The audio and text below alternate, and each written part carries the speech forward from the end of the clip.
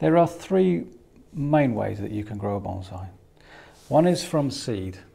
So you can collect the seed and you can grow it. The problem with that is it takes such a long time for the seed to actually grow. And the trouble with that is when people start out with a bonsai, they're just itching to get chopping and manipulating and doing all the things to try and create a bonsai.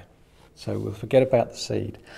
You can grow a bonsai from what we call raw material, which is like a little shrub that you might get from a garden centre. So you've got some branches and you've got a bit of trunk. The problem with that is that you don't really know what you're trying to achieve. You know you want it to look like a bonsai, but you don't really know how to do it. For instance, which branches do you need? Where do the branches start from? And so on. So the best way, I would say, if you want to start off, is to start with a little bonsai. Something like this. Something like that, or something like this. This one here is a Serissa. Comes out in beautiful little white flowers, nicknamed the Tree of 1,000 Stars.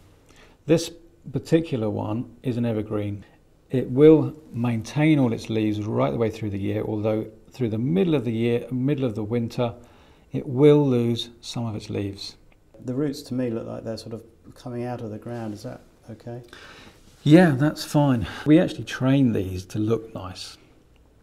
And I think when people start out, they love the twisty bits.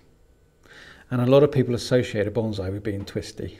How old is that tree? This one here would be around about the 6 years-ish, something around that sort of age. This one here is a Chinese elm.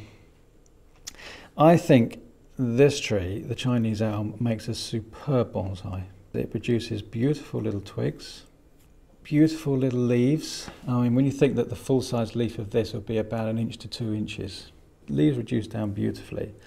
And it is a really easy tree to look after.